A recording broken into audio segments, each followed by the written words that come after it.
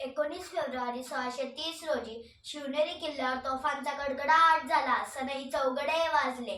राजे शहाजी आणि जिजाऊ यांच्या पोटी तेजस्वी सूर्य जन्मास आला.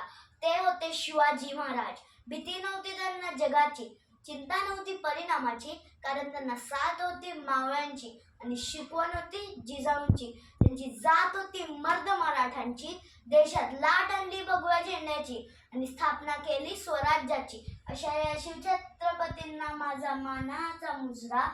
भवानी मातेचा लेख तो मराठ्यांचा राजा होता.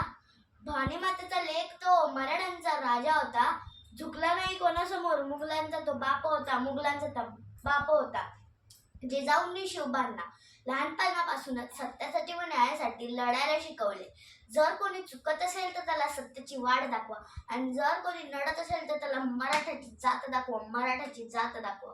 विजयसारखी तलवार चालवून गेला. निधड्या छातीने हिंदुस्थान हलवून गेला.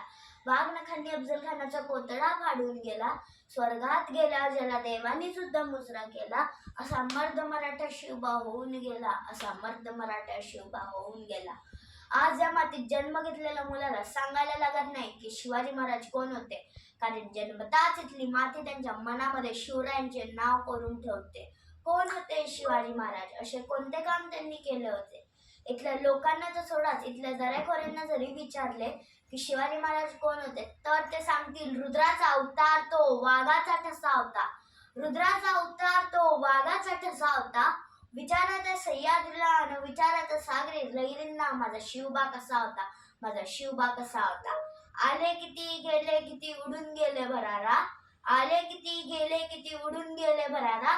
संपलं नाही आणि संपणारी नाही माझ्या शिवबाचा दरारा, माझ्या शिवबाचा दरारा. छत्रपती शिवाजी